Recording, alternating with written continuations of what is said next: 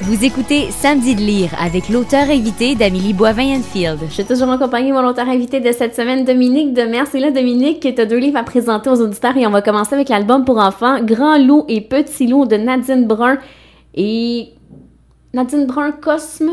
Oui, c'est ça. Et Olivier Talek. Je sais pas sûre si j'avais pas bien noté mes trucs. C'est un nom qu'on entend peu, Nadine Brun-Cosme, qui a écrit le texte, qui est un magnifique texte d'album. Pourquoi? Parce qu'il est tout simple et riche. Il se lit à plusieurs niveaux.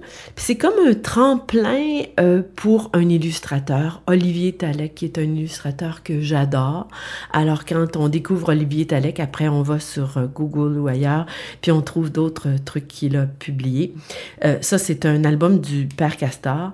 Et la meilleure façon que j'ai pour moi de raconter ce livre-là, c'est de dire que c'est à la fois une histoire d'amitié, une histoire d'amour. Ça peut permettre à des gens de penser à leurs amitiés, un homme, une femme, 2 enfants, 2 adultes. On peut penser à la fratrie, à 2 enfants dans la même famille. Et Grand Loup, c'est un loup qui est plus grand, puis qui est tout organisé dans sa vie. Et un jour arrive Petit Loup, qui est un tout petit loup qui est bleu, lui. Et Petit Loup, il essaie de faire sa place. Et il a le goût d'être ami, d'être proche. Grand Loup lui fait de la place, mais pas beaucoup. Et à un moment donné, Petit Loup s'en va. On ne sait pas pourquoi, on ne sait pas s'il est fâché. Et là, Grand Loup découvre la place immense qu'occupait Petit Loup dans sa vie et dans son cœur. Et les saisons passent et il y a des images absolument éblouissantes pour dire le désarroi, pour dire l'attente, pour dire le passage des saisons. Et à un moment donné, alors que là, Grand Loup dit, si jamais il revenait, je lui ferais plus de place. Et à un moment donné, il y a un petit point au loin, puis il dit, est-ce que ça pourrait être lui? Puis à un moment donné, il voit le petit point. Puis c'est bien le petit point, puis il dit, même s'il arrive, puis il est plus grand que moi, je vais l'accepter quand même. Et finalement, il est resté petit, et là, il se retrouve. Ce livre-là, c'est intime, mais j'aime bien le dire, je l'ai un jour raconté à un homme à qui je voulais dire adieu, et je savais pas comment, puis je savais pas comment lui dire pourquoi. Et j'ai pris Grand Loup et Petit Loup, et je le lui ai lu, et il a tout compris. Il a tout compris. C'est vraiment un livre à offrir en cadeau à tout le monde. À Noël, à la Saint-Valentin, à ton anniversaire, à s'acheter soi-même pour se lire. C'est un peu un Petit Prince, mais pour les plus jeunes.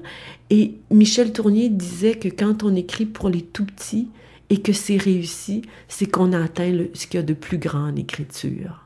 Wow, ça fait longtemps que ça a été publié? Moi, il me semble que je le connais depuis peut-être presque 10 ans. Je vais voir que je le trouve. Est-ce que c'est 2006? Oui. Alors, je me suis pas trompée. On est presque en 2007. Mm-hmm. Alors, ça fait 9 ans. Wow! J'ai vu vite les illustrations. Ah, les illustrations, écoutez, il y a vraiment, là, on voit quand le loup est sous l'arbre, avec son petit tapis de feuilles, puis il en laisse passer un petit bout pour Petit Loup, puis l'autre essaie de se coucher, puis d'avoir le plus de petites couvertes possible. Quand il fait ses exercices, puis il permet à Petit Loup de monter sur la branche. Et après, quand il est seul et il est désolé, il y a une simplicité, c'est à la fois impressionniste et naïf. Il y a une simplicité, mais une efficacité avec les choix de couleurs, puis le mouvement dans les images. Et ça dit la solitude, la détresse, l'ennui, l'amitié, l'amour, l'attente. C'est merveilleux. C'est vraiment un livre extraordinaire, trop peu connu, mais tous ceux qui le connaissent tombent en amour. Ben oui, moi, je vais aller me l'acheter, là. C'est Grand Loup et Petit Loup de Nadine Brun-Cosme et Olivier Talek. Exact. Et là, on va parler du livre pour adultes, Wild, de Cheryl Strayed. Oui, Cheryl Strayed. Alors, c'est une sorte d'autobiographie, enfin, qui peut être romancée, mais c'est une femme qui a vécu toutes sortes d'épreuves dans sa vie, puis qu'à un moment donné, est partie en randonnée pour vraiment faire, je crois que c'est 1600 kilomètres du Pacific Coast Trail. pourquoi j'ai choisi ce livre-là? Ben, on en a tiré un film qui s'appelle Wild, qui était tourné par Jean-Marc Vallée. Donc, au Québec, on est près de ce film-là. Je l'ai choisi aussi parce que je travaille en scénarisation maintenant, donc je lis beaucoup de livres qui sont adaptés au grand écran.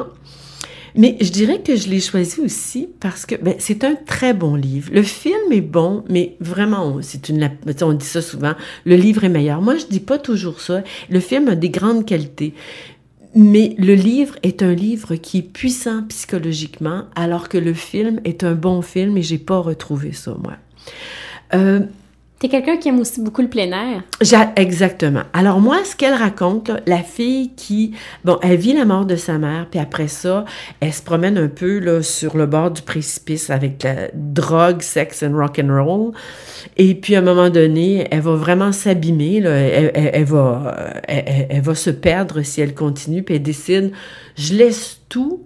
Puis je m'en vais faire une sorte de chemin de Compostelle, mais extrême, qui est vraiment faire une crête de montagne. Alors tu montes, tu descends, tu montes, tu descends pendant des mois. Alors, et elle n'a jamais fait ça. Moi, j'ai vécu la même chose en petit. Quand j'avais 17 ans, je suis partie pour une semaine avec un sac à dos en autonomie, avec une amie qui était une randonneuse. Puis elle m'avait dit, t'as déjà fait ça? Puis moi...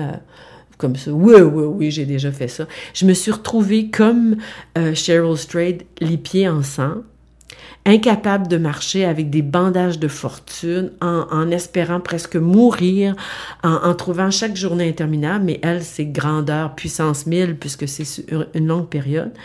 J'ai trouvé que c'était bien raconté ce côté-là pour le plein air, beaucoup mieux que dans le film, qui est très américanisé à ce niveau-là, mais qui avait un voyage intérieur que je pense que des gens qui sont pas nécessairement des amateurs de grandes randonnées pédestres, puis d'alpinisme, puis tout ça, peuvent apprécier énormément. Quelqu'un qui va au bout d'une partie de sa vie, puis qui dit « là, faut que je fasse quelque chose », et qui part un peu en nowhere dans la nature et qui revit son passé. Elle a au début de la vingtaine quand elle fait ça.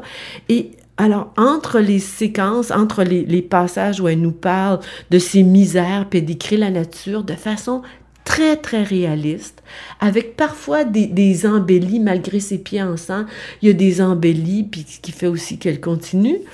Et en même temps, elle revisite un passé où elle a une relation très, très particulière avec sa mère. Elle dit « Ma mère était l'amour de ma vie. Et elle sera toujours le plus grand amour de ma vie. » Et moi, j'ai trouvé ça très beau.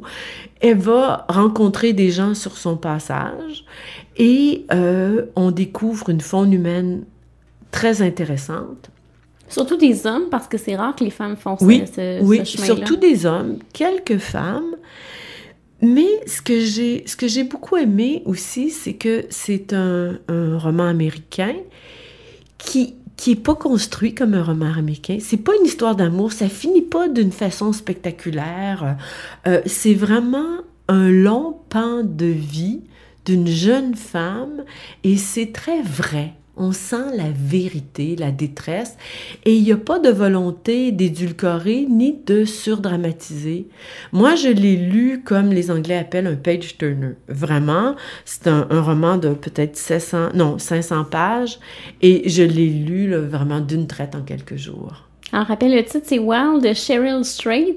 Et tantôt, tu as parlé que tu es en train d'écrire un scénario. Est-ce que c'est un de tes livres à toi que tu es en train d'adapter? Oui! Je suis en train de travailler sur mon livre préféré de tous mes livres, qui est Pour que tienne la terre. Et puis c'est encore une fois un grand cadeau de la vie d'avoir eu un producteur qui a lu et assez aimé pour vouloir acheter les droits puis me demander de scénariser. Alors j'y suis là à plein temps. Magnifique livre. C'est ton dernier roman chez les adultes qui a été publié. Pour que tienne la terre, c'est le dernier roman. Puis on parle de Tadoussac en 1950 avec un rendez-vous avec les baleines. Si tu me permets, Dominique, on s'arrête et au retour, c'est moi qui te présente les ouvrages que j'ai lus cette semaine. J'ai hâte.